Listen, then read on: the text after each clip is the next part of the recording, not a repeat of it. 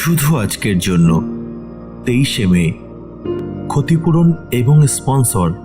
আমরা অপরাধবোধ থেকে মুক্তি চাই, তবে অন্য কারোর ক্ষতি করে সেটা করতে চাই না। বেসিক টেক্সট, পৃষ্ঠা নাম্বার 39। এটা তো মানতেই হবে যে আমাদের মধ্যে বেশিরভাগ মেম্বারই নেশা করার সময় অনেক কিছুই ধ্বংস করে দিয়েছি, এবং যারা আমাদের নেশার পথে বাধা হয়ে দাঁড়িয়েছে তাদেরই ক্ষতি করে দিয়েছি।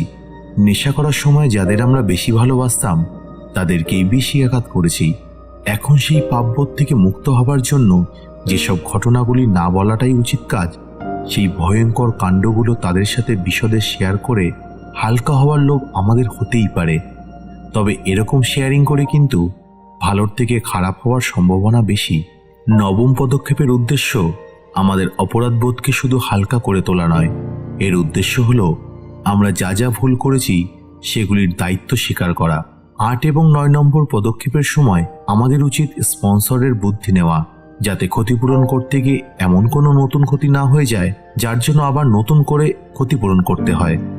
আমরা শুধুমাত্র নিজের অনুতাপ থেকে মুক্তি চাইছি না, আমরা নিজেদের দোষ ত্রুটি, কুস্বভাব থেকেও মুক্তি চাইছি। আমরা আমাদের প্রিয়জনদের আর কোনো ক্ষতি করতে চাই না। এটা নিশ্চিত করার উপায় হলো দায়িত্ব নিয়ে ক্ষতিপূরণ করা, নিজের মতলবটাকে ভালোভাবে পরীক্ষা করা, আর কোনো ক্ষতিপূরণের পরিকল্পনা করার আগে স্পন্সরের সাথে আলোচনা করা। শুধু আজকের জন্য যে কোনো ক্ষতিপূরণের আগে আমি যা করেছি তার দায়িত্ব স্বীকার করব। আমি আমার স্পন্সরের সাথে কথা বলবো।